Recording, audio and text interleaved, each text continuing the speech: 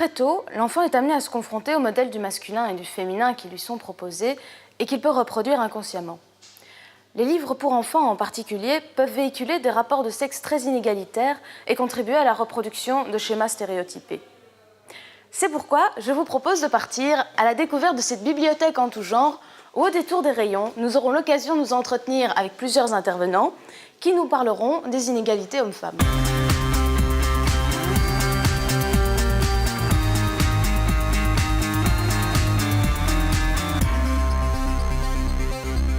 Le rôle important d'une bibliothèque comme celle-ci dans une commune comme Saint-Josse avec 153 nationalités différentes, l'égalité des chances prend ici tout son sens puisque nous avons affaire à des enfants qui quelquefois n'ont pas de livres chez eux, donc trouvent les livres à la bibliothèque et pas ailleurs. La lutte contre les stéréotypes fait évidemment partie de cette égalité des chances et c'est la raison pour laquelle nous avons créé il y a 2 ans et demi la bibliothèque en tout genre en collaboration avec le service égalité des chances de la commune. Ces livres abordent le thème de la lutte contre les stéréotypes et les discriminations hommes-femmes. Donc, nous avons pris le parti de les mettre au milieu des autres livres. Pourquoi? Parce que nous ne voulions pas que cette section de livres soit rejetée. Elle peut être rejetée, pourquoi? Mais quelquefois par manque de compréhension. Par exemple, il faut savoir que les parents des enfants qui fréquentent notre bibliothèque ne pratiquent pas toujours bien la langue française. Donc, si on parle par exemple de sexisme, ça peut être mal interprété. Donc, par exemple, nous avons Histoire de Julie qui avait nombre de garçons. Voilà, et ici, vous avez une petite pastille blanche tout à fait discrète qui nous permet de repérer ce livre. Autre possibilité pour nous de continuer ce projet, c'est d'accueillir des expositions. Et ici, nous avons justement une très très belle exposition qui vient d'être créée et qui s'appelle Rose ou bleu seulement si je veux. Et donc c'est une exposition qui est composée de modules, mais je vous invite à la découvrir en détail.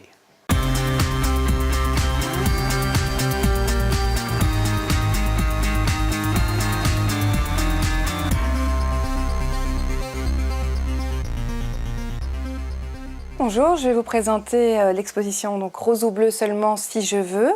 C'est une exposition qui a été créée par l'Attitude Jeune dans le cadre de l'opération des livres pour ouvrir les horizons des filles et des garçons qui a été initiée par le cabinet de la ministre Fadila Lanan.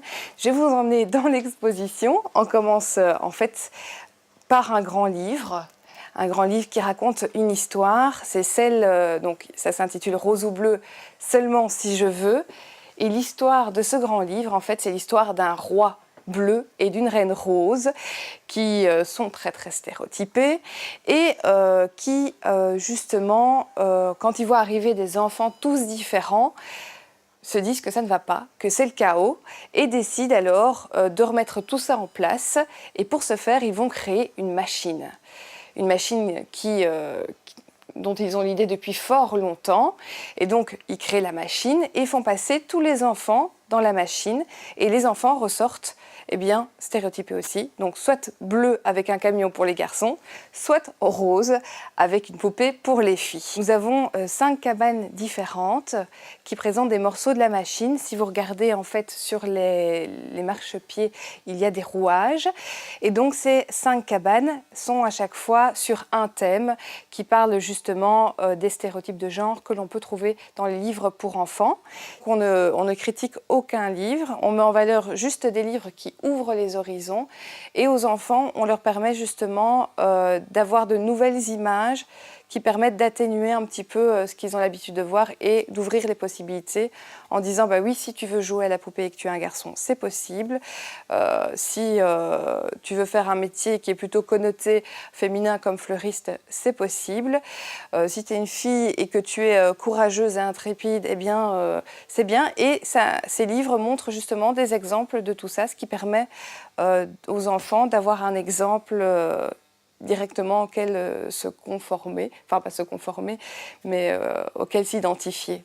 Et ça leur donne un peu plus confiance aussi, quand ils veulent faire des choix un peu différents.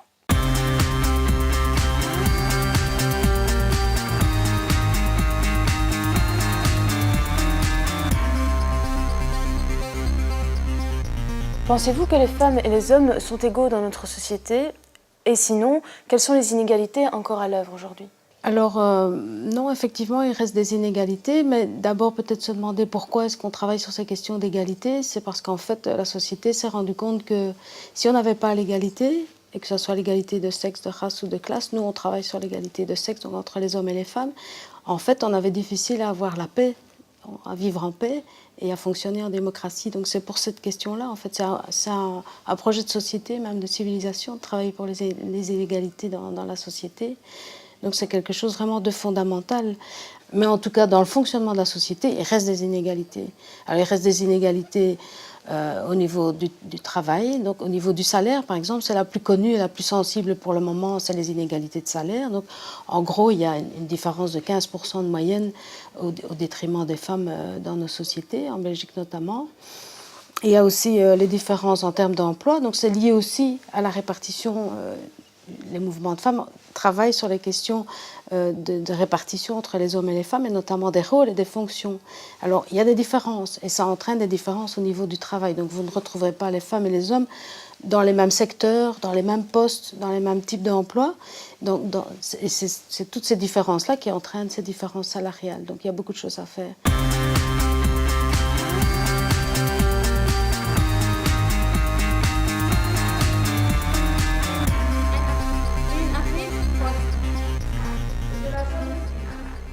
Il n'aime pas que les femmes conduisent la voiture.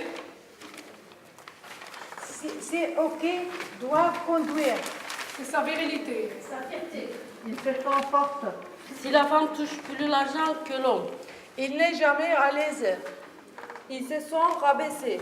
Alors dites-moi, qu'est-ce que vous pensez des femmes qui travaillent? C'est bien pour moi. Et gagner l'argent, c'est égalité homme-femme. C'est normal. Je ne suis pas content comme ça.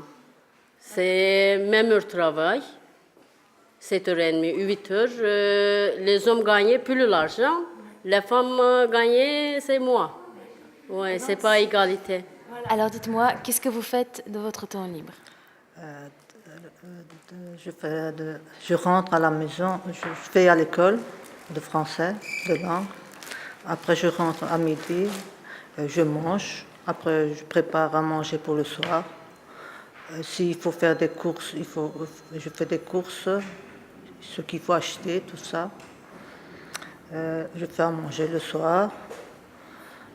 Je regarde la petite, ma fille, elle travaille le soir. Je fais le ménage aussi, la vaisselle, l'aspirateur. Ça dépend. J'ai encore 2 filles qui font aussi l'aspirateur. Ils m'aident aussi à laver la vaisselle, tout ça. La journée, c'est comme ça. Et les hommes dans tout ça? Mon mari, il fait pas. Il travaille, c'est tout. Il fait pas le ménage. Il n'aime pas faire ça. Quand j'entrais chez moi, j'ai fait la course. J'ai préparé à la cuisine, j'ai fait la vaisselle. Après, j'ai terminé, je mange. J'ai à la piscine, je vais faire un peu de sport. Et donc c'est vous qui faites la cuisine? Oui, c'est bon. Et c'est vous qui faites la vaisselle après? Oui. Et c'est vous qui faites le ménage? Tout. Vous faites toutes les tâches Tout. ménagères et vous trouvez ça normal? Tout mon appartement, c'est normal. Obligé, c'est pour moi. Ok, ça va. Parce qu'il n'y a personne avec moi, et moi, j'ai tout seul, j'ai obligé de faire ça. Ici, l'école finie, je tourne à la maison. Il y a des enfants aussi qui viennent de l'école. Femme, elle laisse la maison pour la manger. Quand je tourne à la maison, femme qui est assise à la fauteuil, moi faire le nettoyage de la maison. Aussi faire la manger. Femme qui, moi, pas bien faire quelque chose, quand une bois, casse la tête, moi. Ouais.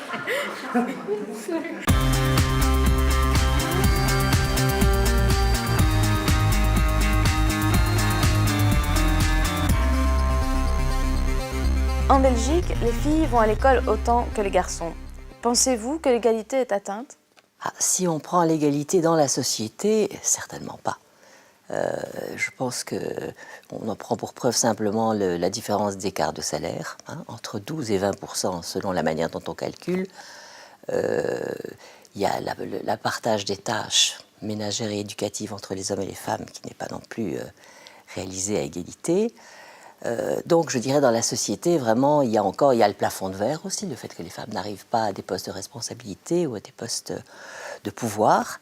Bon, ça sont quelques petits signes pour montrer qu'effectivement, dans la société, il n'y a pas d'égalité. Maintenant, si on parle de l'école, je trouve que par rapport à il y a 100 ans, c'est incroyable ce qui s'est passé. Parce que, imaginez, il y a 100 ans, les universités venaient d'ouvrir leurs portes à quelques étudiantes et il n'existait pas encore d'enseignement secondaire pour les filles, pratiquement pas. Donc il y a eu là vraiment une espèce de progression extraordinaire des filles, en tout cas, par rapport aux garçons. Et je dirais qu'aujourd'hui, en tout cas au niveau du système scolaire, il y a une égalité formelle entre les garçons et les filles, d'ailleurs en principe entre tous les élèves, quel que soit leur sexe, leur milieu social, etc. Formel, j'ai bien dit, hein, formel, c'est-à-dire qu'ils ont accès à tout, toutes les options, toutes les filières, tous les types d'études, tout ça est ouvert à tout le monde. Voilà, ça c'est sur le plan égalité formelle. Donc je dirais là oui. Les statistiques montrent que bien que les filles réussissent mieux que les garçons, une fois dans la vie professionnelle, cette donne s'inverse et elles se retrouvent dans des postes avec des contrats moins attractifs que leurs homologues. Qu'en pensez-vous ? Je pense que l'école ne peut pas changer la société d'un coup de baguette magique. Alors plutôt que de tenter de voir à l'école les causes des inégalités sur le marché du travail, par exemple, ou de manière plus générale dans la société, je pense qu'il faut s'interroger sur ce qui se passe à l'école. C'est un lieu, comme je disais, d'émancipation, mais c'est aussi un lieu où se reproduisent un certain nombre d'inégalités, de toutes sortes, hein, des inégalités fondées sur le milieu social, le sexe, l'origine ethnique ou culturelle. Donc tout ça se passe à l'école, mais de manière extrêmement subtile, discrète, et comme l'égalité est réalisée, en tout cas dans les textes, ça ne se voit pas. Donc il faut en prendre conscience. Or maintenant, il y a eu quand même pas mal de travaux qui ont été réalisés depuis plus de 40 ans, dans le cadre des études féministes et des études de genre, et qui montrent quels sont les mécanismes concrets, précis, discriminatoires à l'œuvre dans le système scolaire. Alors, en gros, je dirais que ce sont tout ce qui concerne les représentations stéréotypées par rapport au rôle des hommes et des femmes, tous les préjugés, hein, par rapport à ce que doit être, les qualités que doivent avoir les hommes et les femmes, les comportements qu'ils doivent avoir, etc., etc. Tout ça est transmis à l'école, comme je le disais, de manière quasi inconsciente, via le personnel éducatif et via ce qu'on appelle l'environnement documentaire, c'est-à-dire tout ce qu'on emploie comme matériel à l'école, les livres, mais aussi les émissions radio, les enregistrements, les films, etc.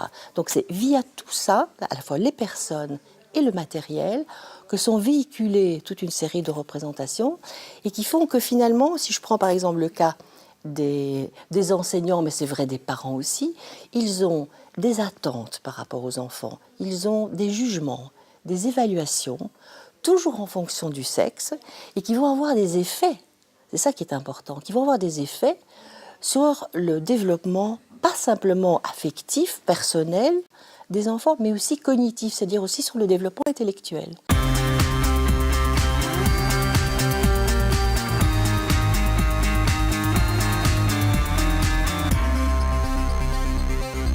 Est-ce que, à votre avis, les inégalités entre hommes et femmes se jouent de manière différente selon l'appartenance à une culture ou à une classe sociale ? La relation de l'homme et de la femme dans ces pays lointains sont très fortement, je dirais, inculqués. Or que ce même rapport, ici en Belgique, on sait très bien que ça peut se vivre différemment parce que c'est une autre culture, mais une autre culture derrière qui a une autre scolarité, qui a une autre histoire de la relation homme et femme, qui ont d'autres valeurs et qui fait que finalement ces divergences apparaissent et qu'on peut parler de la, je dirais, des inégalités hommes et femmes. Et pour moi, c'est une construction sociale. Dans cette construction sociale, je mettrais alors à la fois famille, et par la suite l'école. L'école qui renforce, je dirais, les valeurs initiales de ces inégalités ou d'égalité de l'homme et de la femme. Et troisième, je dirais, moment dans le parcours d'une personne, c'est l'endroit où on travaille. C'est le travail finalement en soi qui détermine aussi ces inégalités et qui influence plutôt ces inégalités-là. Donc, dans ce contexte, moi je dirais, si on fait référence aussi aux classes sociales, ce même vécu, je dirais, qui a démarré et qui détermine la vie des gens, la famille, est exactement valable pour ces familles aisées, on va dire. Parce que ces différences, on peut illustrer par un exemple. On achète souvent un poupée pour une fille, mais on achète un camion pour un garçon.